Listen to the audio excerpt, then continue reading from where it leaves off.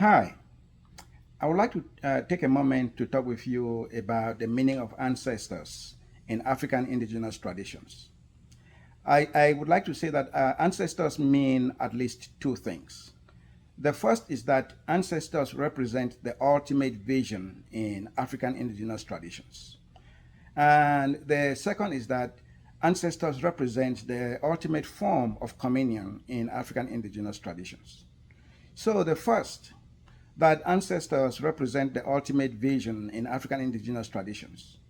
Now, what this means is that whatever people do in community, in society, where they are, in indigenous societies, whatever people do, the goal is to ensure that they become ancestors. That when they die, they should become ancestors. Now, you may think of becoming ancestors as Christians think of dying and going to heaven. Going to heaven seems to be the ultimate vision for Christians or perhaps for Muslims also. Now, for African indigenous traditions, people do not go to heaven when they die. When they die, those who become ancestors remain in the community. What happens rather is that they move to the next world, which is still part of the community. And that next world is the spirit world. The spirit world in African indigenous traditions interact with the physical world, and ancestors move to that next world.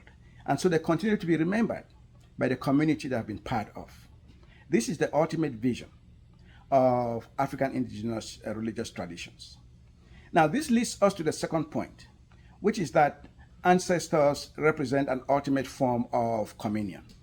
Now, to be remembered when you die means that you continue to interact with the community you have been part of. You have not been forgotten. They have not led you to fade away. You have not gone away.